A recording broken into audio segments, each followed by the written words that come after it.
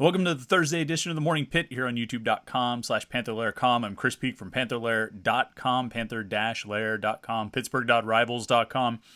And I always start these videos by asking you to like and subscribe.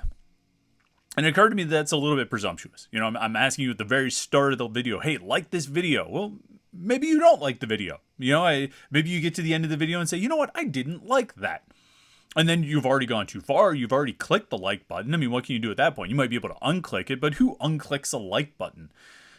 And so it occurred to me the other day that I always start these videos off. I say, hey, like this video, but I don't know if you're actually going to like the video. Maybe you should wait till the end of the video to click the like button. You should click the subscribe button. I know that much. That's right down there. That's a little blue rectangle. That way you'll never miss any of our exclusive Pitt video content here on youtube.com/Panther-Lair.com. But maybe I should wait on asking you to push the like button. Maybe you should wait to push the like button. So maybe I'll change my approach going forward. But I'm pretty sure I don't need to wait today because I'm fairly confident you're going to like this video of what we have because we've got a special guest. I mean, you've already seen the headline of the video. You know what it is. It's Pitt quarterback, Sun Bowl hero, Sun Bowl champion, Nick Patti. And I'm really excited to talk with Nick. I mean, literally from the time the Sun Bowl ended, was it last Friday, I guess it was? Days are all running together. From the time the Sun Bowl ended a week ago, I said, I really want to talk to Nick Patti. I wasn't in El Paso. I didn't go down for the game. Saw some of his post-game interview, and I thought that was good. He thought he had some interesting things to say, but I had about 15 more questions I wanted to ask, maybe just about the Sun Bowl itself, let alone his Pitt career, this season. I think there were a lot of things I wanted to talk to him about, and so I tried to refrain. I didn't want to reach out to him right after the game, but not too long after. At some point over the weekend, I did make contact, and Nick was gracious enough to come and spend some time with us and chat about the Sun Bowl, talk about, like I say, his career at Pitt, what it's been like over the last 5 years since he came to Pittsburgh, and certainly what this past year has been like. I mean, I think we all have our assumptions of how this last year's gone for Nick Patti, but I wanted to hear it from the man himself. And I don't think he expected that he would be chatting with us quite as long as he ended up, as our conversation went, but he was more than gracious with his time, and I really appreciate it. That he did, because I thought we got into some really interesting stuff, and I thought he had some really interesting things to say. And I mean, I had to start off just by asking about that final drive in the Sun Bowl when Patti comes out at the 34 seconds left at the 25-yard line, trailing by a point. He's got no timeouts. He hits a quick pass to Jared Wayne, a quick pass to Bub Means, and then maybe the play of the game, runs for a first down to get into field goal range for Ben Sauls, clocks the ball, and then Sauls makes the kick to win the game. And so I had to ask him about that. And we sort of started there and worked backward from the Sun Bowl. We talked about the Sun Bowl, got into his career, got into this season. And I think you'll be pretty interested to hear what he has to say. I think Nick was very candid. I think he spoke very honestly about his feelings, about how he felt about his role this season and what he thought his role probably should have been. And I don't think he really held back. There's no incendiary stuff here, depending on how you look at it. But I think he spoke honestly, and that's all you can hope for, and I think we definitely got it. So, more than excited to let you hear from Pitt quarterback, New Jersey native, Nick Patti. And Nick, thanks so much for joining us. It's exciting to talk to you. I wasn't able to make it to El Paso myself, so I was looking forward to hopefully getting a chance to catch up with you in the wake of that game. And I have like 100 questions I want to ask you. I mean, you can probably guess what they all are, but I got to start with a play that I keep going over in my head. I keep watching the video of it. I tweeted about it. I can't get over it. The scramble on the third play of that game-winning drive. Like, you hit Jared, nice pass. You hit Bub. He makes a nice move. He gets upfield. But like, you're at that point. I wrote it down. You had it was like 20 seconds on the clock, right? You got first down at the 40. You drop back, and you step to your right. You dodge a little pressure. They only rushed 3 guys, so you weren't under too much pressure. But at some point in your mind, you decide you're going to step up and run, right? And it seems to me like you had to have known at that point, you either get a first down or you guys probably don't win the game. I mean, like, I know things happen fast, but I imagine it sort of slows down a little bit. When was that moment when it clicked for you of like, okay, I'm going to run here and I have to get 10 yards or else we're not going to win? Well, earlier in that game, we called a design quarterback draw. and I kind of got a feel for 53, their linebacker, how he was coming upfield to make a tackle. And he kept getting depth, throughout that play. We had called the same play before. I guess I could say it now that the game's over. The bub on that second drive, or on the second play, we called the exact same play again. They were in a lot of cover two, especially in the 2-minute drill situations, which a lot of teams do. Um, but yeah, usually against cover two, you like to get ins. But when that backer keeps getting depth, it's the opportunity to run. You hear of all the two-man guys turn their backs, and the quarterback runs for 50, 60 yards.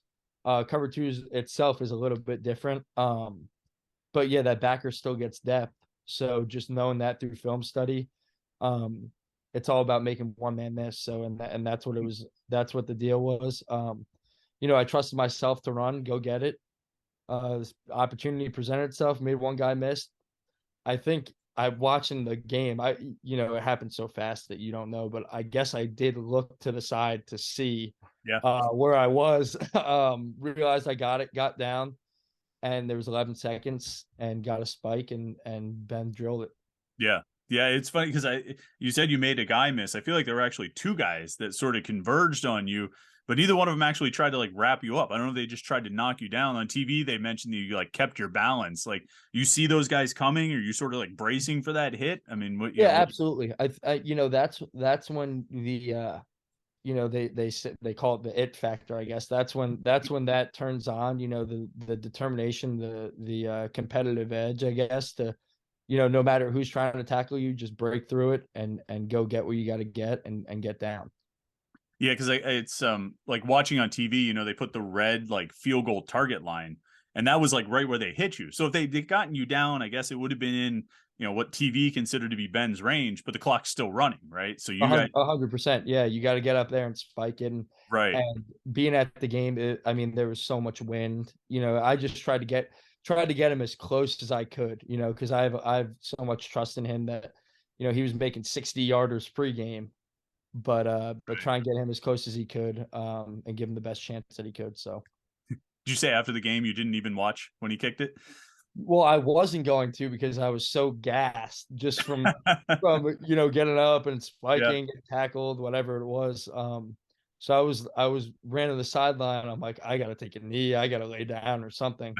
And Derek and Eli, two quarterbacks, grabbed me. They said, "No, you're gonna watch this kick." And they held me up, and we watched Ben drill it. And then I went and took my knee and got some water. But Well, I mean, you guys take the field there with 34 seconds, and I know you have to have confidence. You have to believe in yourself. You have to believe that you're going to be able to do it. But I mean, is that just a 100% absolute, or is there a little bit of reality of like, man, this is pretty tough to get whatever we need 40 yards in 34 seconds with no timeouts?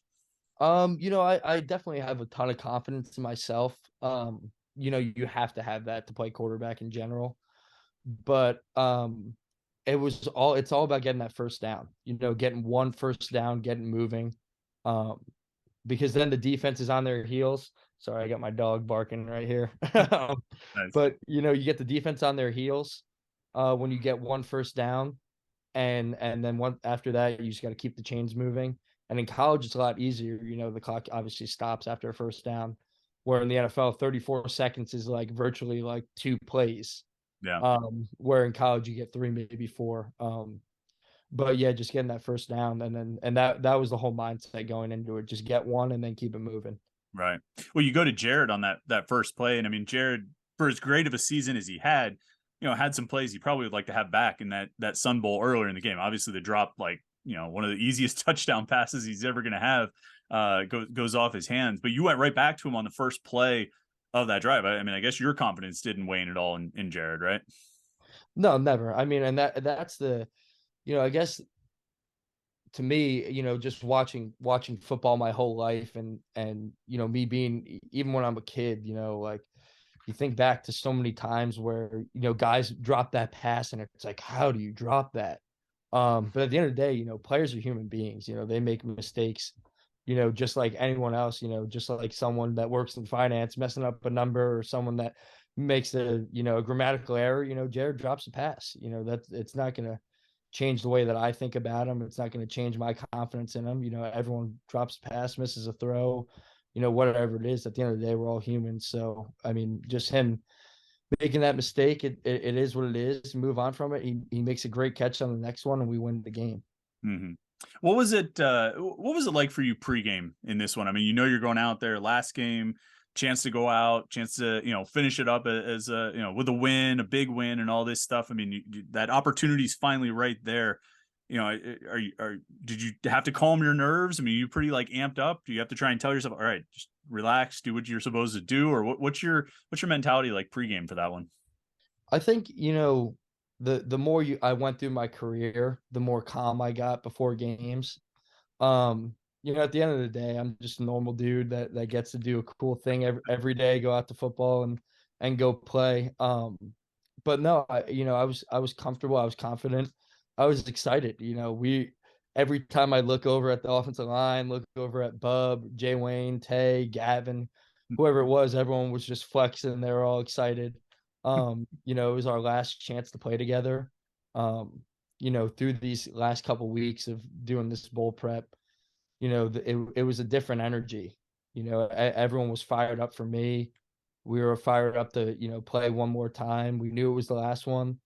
Um, and I think it was just a different energy than what we've had this year throughout the season. And I think it showed, during the game. Right. You that sort of sense of calm, you said you kind of developed it over the last 4 or 5 years. Did some of that come from Kenny? I mean, the thing I always thought about Kenny is he was just cool. You know what I mean? You rarely ever saw him. Maybe that one time when he like scrambled or ran for a first down against Clemson in the 2021 game last year. I think he got a little bit like pumped up there, but like for the most Yeah. part, maybe he flexed after the fake slide play in the ACC title game. But I mean, he didn't really show a lot. You know what I mean? He seemed to keep it pretty even keel. Did you kind of pick that up for him, or is that just sort of who you and him both are? I think there's an aspect of me that Kenny and I are very similar in many ways, and I think that that's why we're such close friends. We talk almost every day. Still to this point, I'm talking to him. He's asking me what I'm doing after the game, and he's got a game that is on right now, and he's texting me 4 hours before and asking what I got going on today. Um, but I think that that's just our relationship, and I think that that's why we mesh so well because we both were that kind of guy. Definitely coming into college, I had that part about me, but he amplified it 100%. Just showing me that even in college you could have that calm demeanor. You could still be the same dude every day, and I took that lesson with me into the season, and I'll take that lesson with me, throughout life. Mm-hmm. What kind of a corny question here, but it's one we always have to ask. The Sun Bowl game, then for you, where does it rank? As far as moments in your football career, I guess. It's up there. Being on CBS and being on a national stage, especially in a bowl game, um, where you hear now that people don't really care about the bowl games and it's not as big of a deal as it used to be, I guess. Um, but playing against a Pac-12 team, a team that you don't really see, and you hear a lot about, playing against Dorian Thompson-Robinson, who I watched a lot when I was in high school. I watched his recruiting a lot. I became a fan of him in college. Just watching the late Pac-12 games at night. He's a good player. Playing against him in my final game, he's also in my class, and winning the game, it was a big moment for me. It was cool to have that be my last game. I don't know where it ranks. It's up there for sure. Obviously wishing that Michigan State went different. That would have been up there, being a Chick-fil-A Peach Bowl game that I watched last night. As one of the national championship games. But yeah, it's up there. If it's not one, it's in the top three for sure. Is it tough?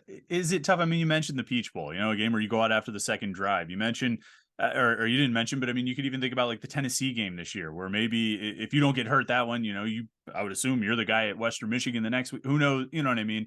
Do you ever allow yourself, to go down the what could have been or what might have been, like, oh, what if I didn't get hurt against Tennessee? What if I didn't get hurt in the Peach Bowl? Or what if this didn't happen? What if that didn't happen? Do you go down that path much, or do you just try and put those thoughts, keep those thoughts out of your mind? No, I don't. There's, things happen for a reason in life, and I'm a big believer in that. Um, no matter what happens, good or bad, it all falls into the plan.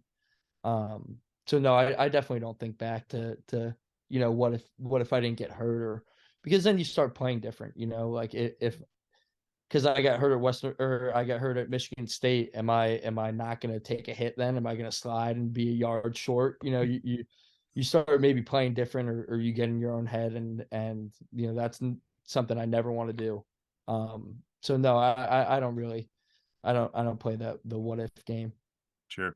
I know that Coach Narduzzi is always he's involved players, upperclassmen with different things. Like I know, like when he hired Coach Signetti, right? I think he consulted with you or had conversations with you. You had conversations with Coach Signetti. I heard, right. What do you remember about your initial impressions of Coach Signetti, first meeting him, and kind of what you thought of him? I guess when he was being hired. Um, I don't know if when, because he Coach Narduzzi does do a great job of that. Bringing in. I met with Coach Whipple. Hmm. I met with Coach Signetti.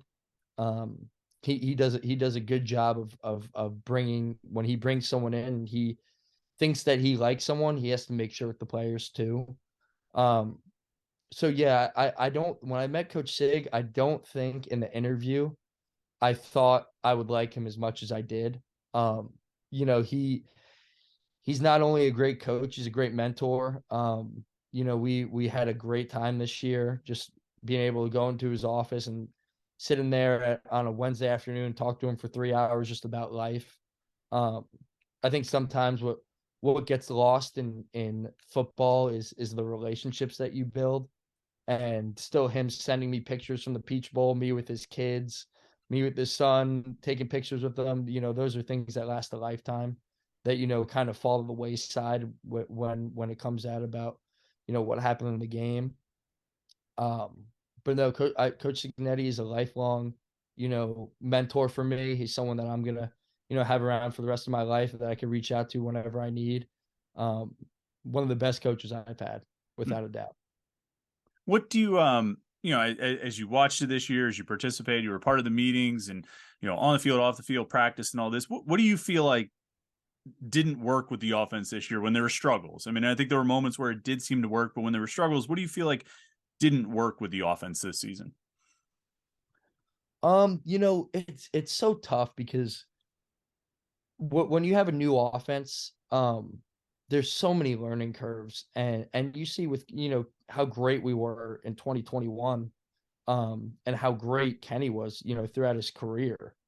People, I guess the thing that I got to see throughout my career was that it's so tough for people that are not in the facility to truly see what's going on.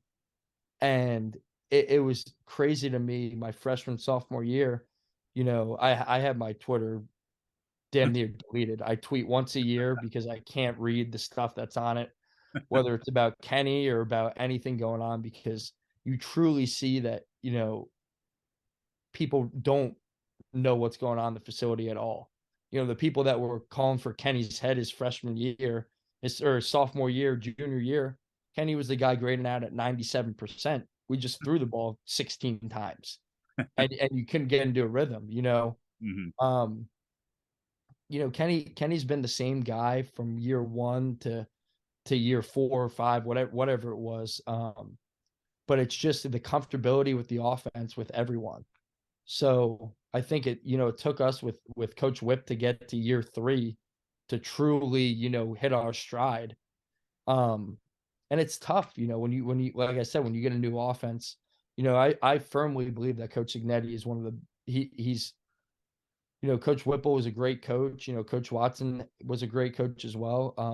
Coach Signetti is on top, if not he's up there. Um, the struggles with our offense, there's many reasons to it. I think leadership was a big part of it.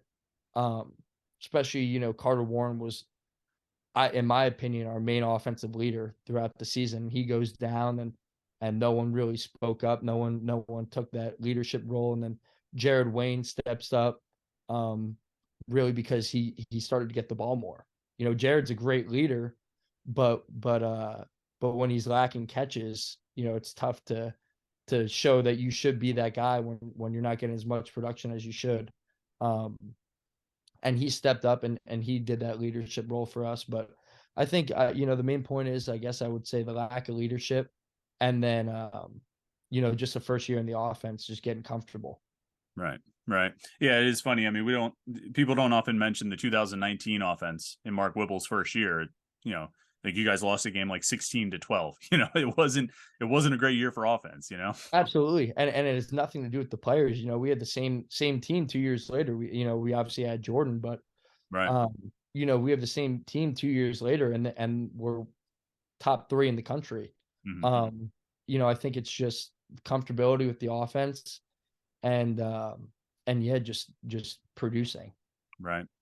Along the lines of Coach Narduzzi kind of involving you when Coach Signetti was getting hired, I was curious about what his communication with you was like, early December when they're going to go out and start pursuing a transfer quarterback. I mean, obviously, the situation with Kenny leaving. You probably have certain hopes and aspirations yourself. Like, I assume you didn't just read about it on Twitter, right? Pitt is going after a transfer quarterback. I mean, are there conversations that are happening? Nick, look, this is what we're going to try and do, or what was that contact or communication like at that point?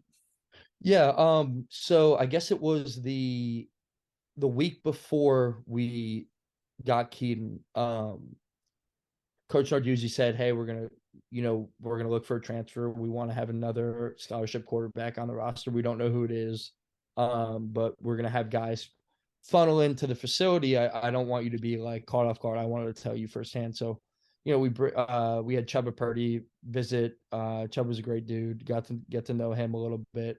And then like 2 days after that, um, he called me into his office and I met with Coach Narduzzi. He said, "Hey, we're going to go with a guy. We found someone that we want to take, and it's going to come out tomorrow." And I asked who it was, and he said it was Keaton. And I said, "Perfect. Can't wait to get to meet him." And he gave me Keaton's contact. I reached out to him and said, like, "Hey, welcome to the team, bro." And he committed. And then it was I wasn't really thinking about it much. I was just preparing for the Peach Bowl. Mm-hmm. And then after that, it was just getting recovered and getting ready for spring ball. Yeah, I kind of assumed, he wouldn't want to blindside you with it, right? I No, mean, yeah, and he, Coach Narduzzi does a great job with, he, even when we were hiring the offense coordinators, he said, "These are the three guys we're looking at. We don't know if we're gonna get them. We don't know if they're gonna want to leave. We don't know what the deal is, but these are the three guys. And if we go through them and we find out that we're not gonna get them, then I'll let you know who else we're looking at." But Coach Signetti was one of the three, so obviously we didn't look further than that. But yeah, he does a great job with keeping everyone in the loop. right. Do you feel like this year, people talk about culture, locker rooms, things like that. Do you feel like this year, where you guys have that, you go 1-3 in October, you're 4-4 at that point, and then you win your next 5. You know what I mean? 4 games in November, and then this bowl game, and even the bowl game itself. You're down by 2 touchdowns at one point. I mean, it doesn't look good, but just keep battling back. You know what I mean? There was sort of resilience. Do you think that reflects on the culture that he's built, the locker room that he's sort of put together at Pitt? 100%. We definitely have a family culture for sure. But it's the coaches that he brings in too. We're sitting there 4-4 in a meeting. I'll never forget it. Coach Signetti comes in and we had just lost. We're expecting to get ripped, whatever. That's usually how it goes. When you lose a game like that, you come in the next day and it's like, oh God, who's gonna get screamed at and who's gonna get ripped? Um, and he goes, "Hey, I've coached in the NFL for however many years," he said. And he said, "They remember what you do in November." And that was the main point that he made. He said, "In the NFL, this is how it is, and in college, this is how it is. They remember what you do in November." So we have 4 games. we can go 4-0 in November. So let's go do it. And that's exactly what we did, and then we went 4-0 in November, and December came around, and he said, this is an opportunity to get 9 wins. It's more wins than I've had in the last couple of years.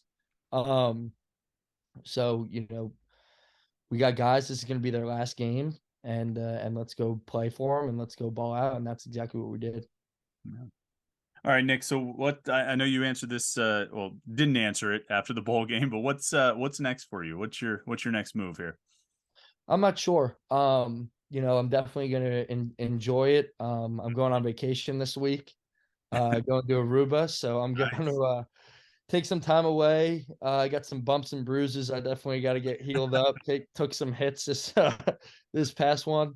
Um, but yeah, I don't know. I mean, it's tough to walk away from the game for sure, Mhm. especially after a win like that. Um, but hey, I mean, you walk out healthy, you walk out with some degrees, you walk out with great relationships, with a lot of knowledge of the game, um, a lot of knowledge of the way the game works. Um, and like I said, memories, friendships. You look back and it's a pretty good career. You obviously would have liked to play more. But I don't know. I mean, still something I got to think about. I guess I would say I'm leaning towards, walking away, Mhm. but it's a tough decision for sure.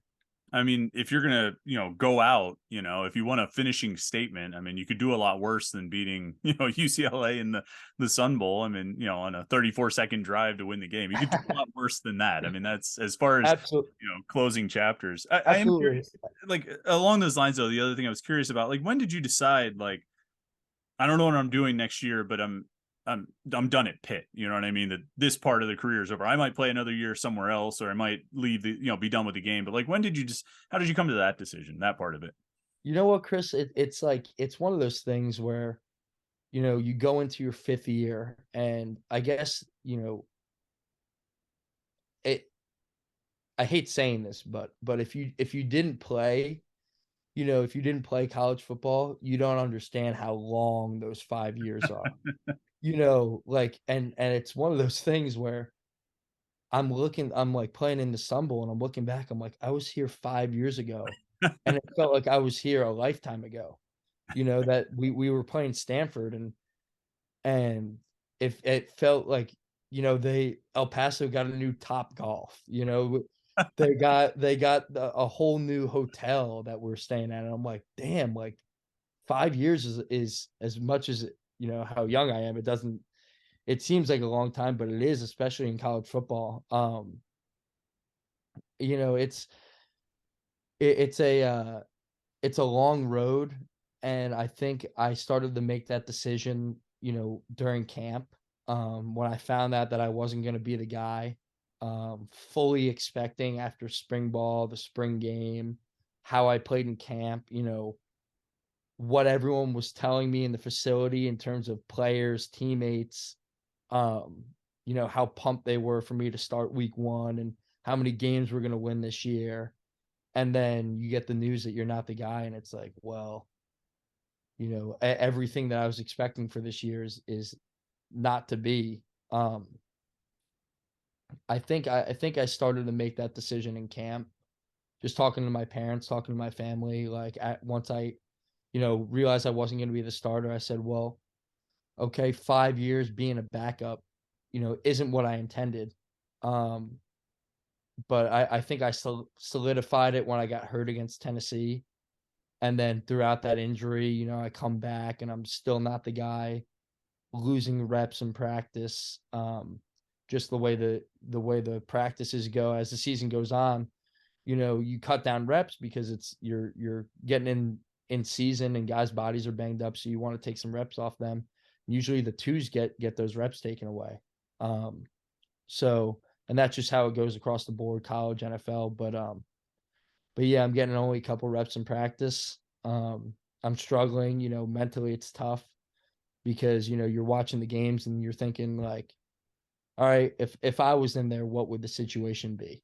Um, and I think a lot of people were wondering that as well. Um, but Yeah, I think as the season went on, it just became more evident that I was going to be done at Pitt at least. And there was nowhere else I'd rather play, and that factored into the decision to just the like I said, the friendships and the memories that I made.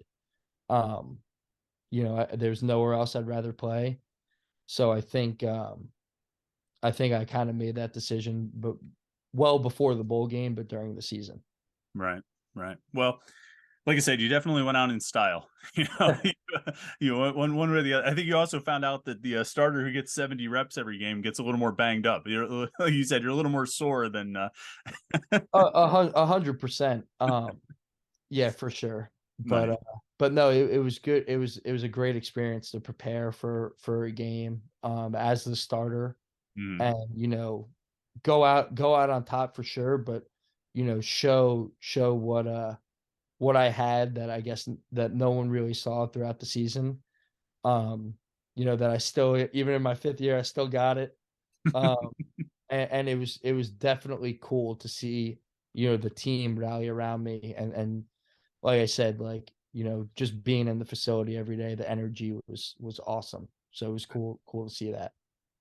All right, man. Well, thanks so much for your time, Nick. It's been a lot of. It's been good to catch up with you, and really interesting for sure. And like I say, that Sun Bowl was a hell of a way to finish. I mean, that was a great performance. It was fun to watch.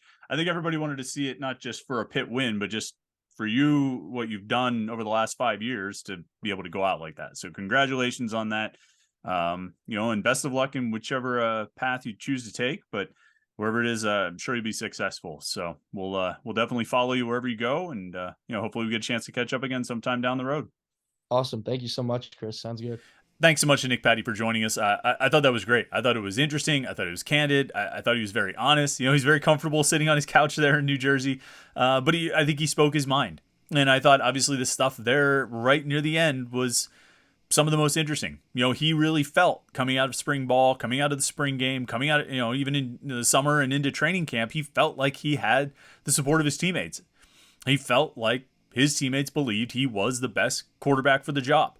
And that's not to say that I don't think they played hard for Keaton Slovis, but, pretty clearly Nick Patti felt like he was, in line to be the starter, and almost to the point where he was sort of surprised that he wasn't. And certainly to hear him tell it, it seems like his teammates might have felt the same way.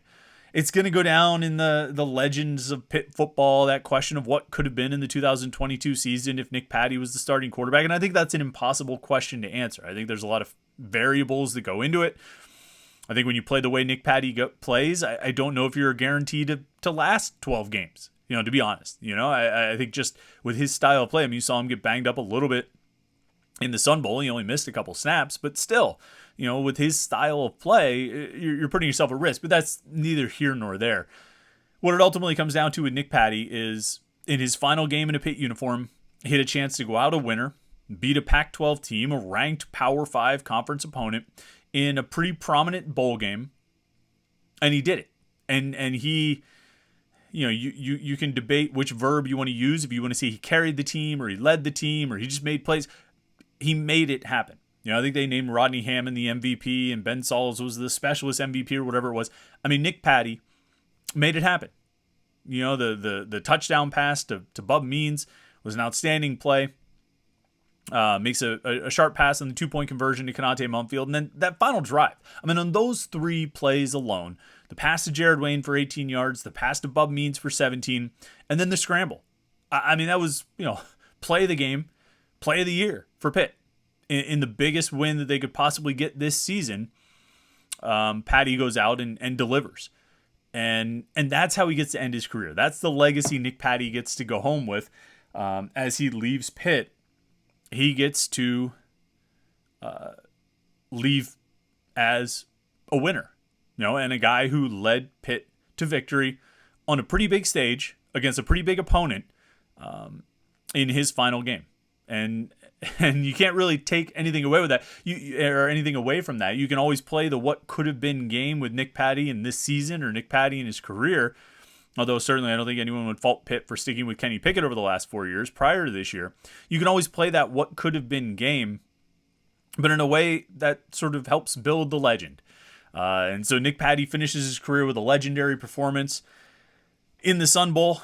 And now we'll see what he decides to do. It sounded like he's leaning toward walking away, but you get a taste of victory and leading a team like that, and it can be enticing. So either way, I think Nick Patti's going to be successful in whatever he chooses to do. I think he's a good guy, a good teammate, a good leader, and certainly someone who's willing to sacrifice for the best interests of those around him. He's willing to play his part. He was willing to play his part for 4 years. He thought his role should have been a little bit different this year, but I think that's understandable. I think most people would probably have that same feeling. But credit to Nick Patti, credit for that win, and best of luck to him in wherever his future endeavors take him. So thanks again to Nick Patti for joining us here on the Morning Pit. We'll try and have some more interviews as we go forward, just different people of interest. As we move into the full football offseason, we're obviously going to have a lot of basketball things to talk about. But we'll probably try and work in some more interviews and have more conversations that hopefully you'll find interesting. We'll try and find interesting people to talk to, and hopefully you'll think they're interesting as well. Nick Patti, pretty good place to start, though. Pretty good place to start. Okay, hopefully you liked this video. I think you had to have liked this video. I mean, you don't have to. You get to like this video. And so click that like button. Make sure you subscribe, youtube.com/Panther-Lair.com. And when you're done, head over to Panther-Lair.com, Pittsburgh.rivals.com, and talk about Nick Patti. Talk about the interview. Talk about the Sun Bowl. Talk about all things going on in Pitt sports right now. Football, basketball, recruiting, wrestling. We got it all covered. Panther-Lair.com, Pittsburgh.rivals.com. Thanks again for tuning in this morning. We appreciate it. Hope it's been a great week so far. Hope you have a great Thursday. We're almost to the end of the week. We will talk to you tomorrow morning for the Morning Pit here on youtube.com/Panther-Lair.com.